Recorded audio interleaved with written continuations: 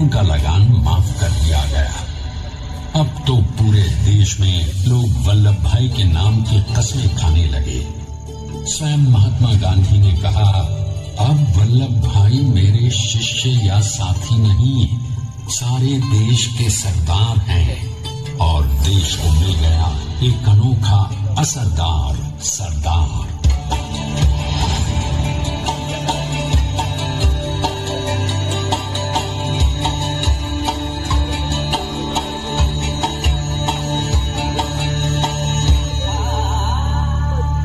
सरदार पटेल के नाम और देशभक्ति से अंग्रेज डर कर कांपने लगे। 1930 के नमक सत्याग्रह और दांडी कूच में वो बापू से भी पहले गिरफ्तार किए गए। अब तो सन 1932 में फिर उन्हें बापू के साथ ही जेल में 2 सालों के लिए डाल दिया गया। मगर आजादी के दीवानों को, स्वतंत्रता के परवानों को कौन गिरफ्तार कर पाया है। जेल से छूटते ही सरदार को कांग्रेस के नए राष्ट्राध्यक्ष पद पर चुना गया और उनकी सरपरस्ती में राष्ट्रवादी भारतीयों ने तमाम ब्रिटिश सूबों में जीत हासिल कर वहां अपनी स्थानिक सरकारें बनाई। किंतु सरदार का सपना केवल सरकार बनाना नहीं था। उनका स्वप्न तो था एक ऐसे नए भारत का जहां हर रंग, हर रूप, हर जात, मजहब, तबके का हिंदुस्तानी एक साथ मिलकर एक ऐसा नया भारत बना सके जहां पूर्ण स्वराज के साथ सारे समाज को गरीबी, अशिक्षा, छुआछूत से भी आजादी मिल जाए। इसकी पहली रणनीति थी भारत को अंग्रेजों की गुलामी से आजादी, ताकि भारत के लोगों की अपनी सरकार सबके साथ और सबके विकास के लिए काम कर सके। बापू की अगुवाई में अब देश ने अंग्रेजों को अंतिम चेतावनी दे दी, करेंगे या मरेंगे, क्विट इंडिया, अंग्रेजों भारत छोड़ो। बस फिर क्या था, संघर्ष की रणभेरी बची। 3 सालों के लिए सरदार पटेल को भी सत्याग्रही नेताओं के साथ जेल में ठूंस दिया गया। 2 सालों के बाद अंग्रेजों को बापू के सभी शिष्यों और साथियों को छोड़ना पड़ा।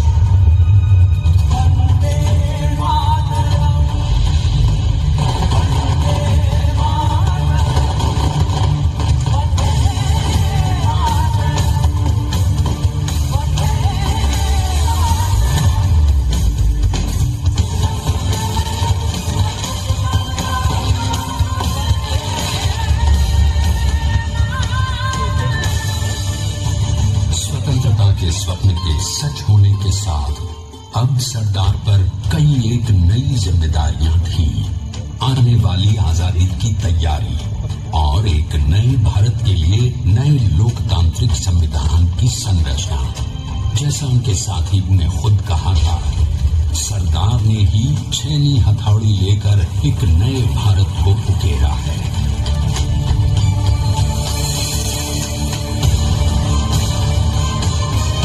स्वाधीनता तो प्राप्त हुई, लेकिन खंडित भारत में भी उठते विभाजनवादी अंधकार को अभी दूर करना था। जब देश के खंड खंड होने का भय उत्पन्न होने लगा, तो सरकार ने निर्भय होकर खुद अपनी केंद्र सरकार और साथियों को भी चुनौती दे डाली और जम्मू कश्मीर को बचाने के लिए सारे देश का आकाश वायुयानों से भर गया।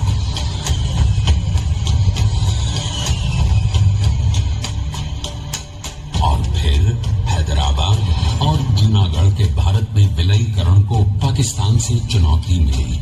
सरदार चाहते थे कि देश की 1 इंच धरती अब और विभाजित नहीं होनी चाहिए। नए भारत को एक करने के लिए समझा बुझाकर, मना कर 565 रियासतों को सरदार ने अपनी सूझबूझ, सदाशयता, संबल से एक नए स्वतंत्र भारत का अभिन्न अंग बना दिया। हमारे इतिहास में अखंड भारत के पुरुषार्थ का ये एक महानतम अध्याय है। जैसा उन्होंने स्वयं कहा था, हमें नए धागों को पुराने ताने बाने में ऐसे पिरोना है कि एक दूसरे में गुंथ जाए और बेहतरीन बनावट वाला एक नया भारत उभर कर सामने आ सके। अंततः अपने वज्र दृढ़ संकल्प से एक नया विराट विशाल एक भारत श्रेष्ठ भारत बनाकर दिखा ही दिया सरदार ने। संसार के सबसे बड़े प्रजातंत्र के शिल्पी को प्रणाम करने के लिए देश ने बनाया है ये समर्थ स्मारक।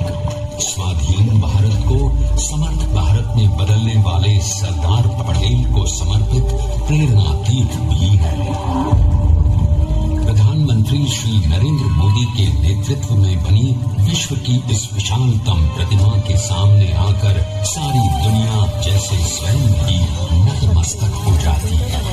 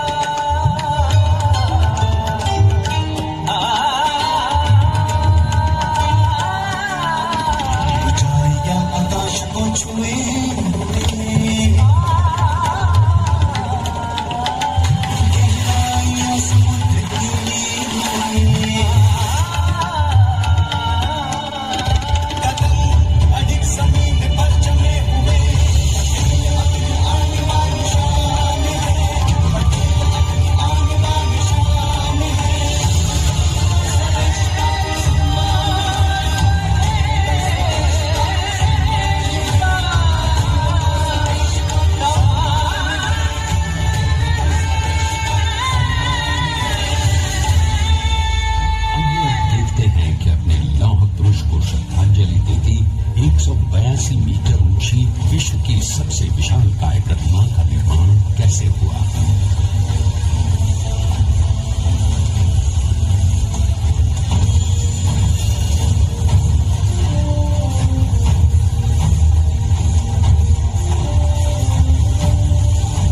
गगनचुंबी इस अद्वितीय अभूतपूर्व प्रतिमा को बनाने के लिए सबसे पहले नदी पर 4,500 क्यूबिक मीटर का राफ्ट बना और फिर सीधा 600 फीट का कंक्रीट का कोर बनाया गया।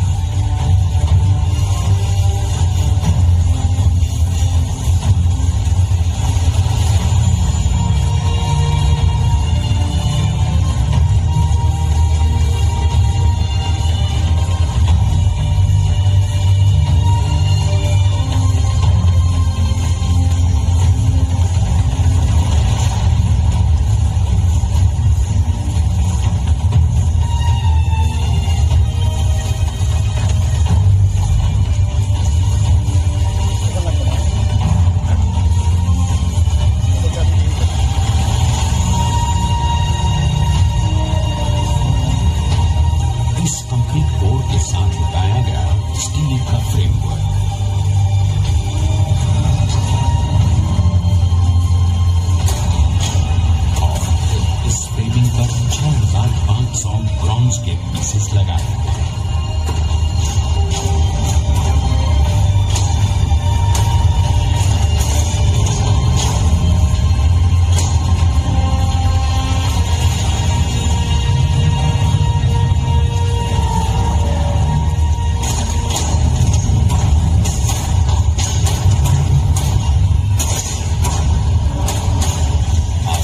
कि 182 मीटर ऊंचे इस भव्य स्मारक के निर्माण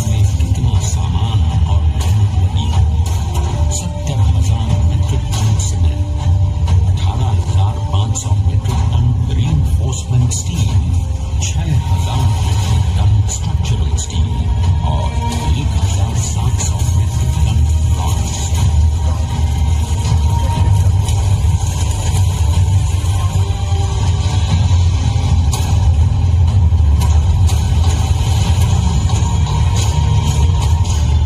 स्टैच्यू ऑफ यूनिटी आज एक वर्ल्ड आइकॉन है और इसे मुमकिन बनाने में एक सेकंड भी ब्रेक लिए बिना देश भर की टीम्स ने 24/7 काम किया।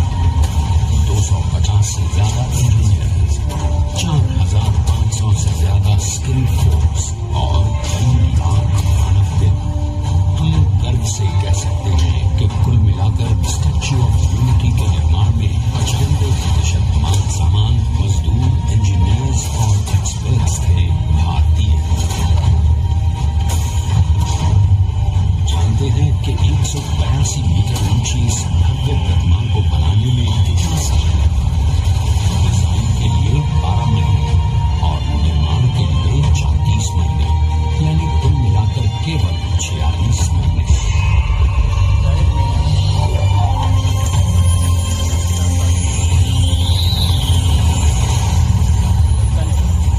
और इसी तरह बनी देश के शिल्पकार की एक अनूठी अद्वितीय विशाल प्रतिमा, जो सिर्फ आज ही नहीं बल्कि आने वाले न जाने कितने सालों तक यूं ही चमचमाती रहेगी।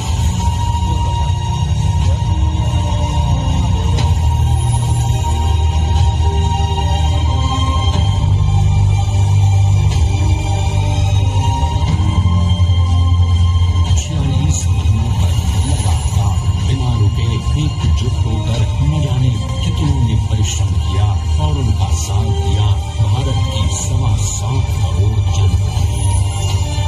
और तभी मुमकिन हो पाया एक ऐतिहासिक निर्माण जो आज कहलाता है भारत की नई पहचान। स्टैच्यू ऑफ यूनिटी, विश्व की सबसे ऊंची प्रतिमा। सरदार ने अपनी गंभीरता, शालीनता और दूरदर्शिता से भारत को संगठित करने के असंभव कार्य को संभव कर दिखाया। आइए आज हम सब उन्हीं की महिमा में विश्व के सामने एक उदाहरण रखें, क्योंकि ये ही भारत को श्रेष्ठता के मार्ग पर ले जाएगा। हमारा कर्तव्य ये है कि हमें निश्चय कर देना चाहिए कि हमें हिंदुस्तान में जितने लोग हैं सबको मिल मिल के भाई भाई की तरह के रहना है। स्टैच्यू ऑफ यूनिटी एकता की प्रतिमा और श्रेष्ठता का प्रतिबिंब है। एक पहल है इस अखंड भारत को श्रेष्ठ भारत बनाने के सपने को पूरा करने के लिए। एक पुकार है हम सबको एकजुट होने के लिए। एक आंदोलन है भारत को सबसे आगे ले जाने के लिए, श्रेष्ठ बनाने के लिए। आपके योगदान और विश्वास से ही बनेगा एक भारत श्रेष्ठ भारत। एकता का सिद्धांत, एकता का संदेश है कि भाषा अनेक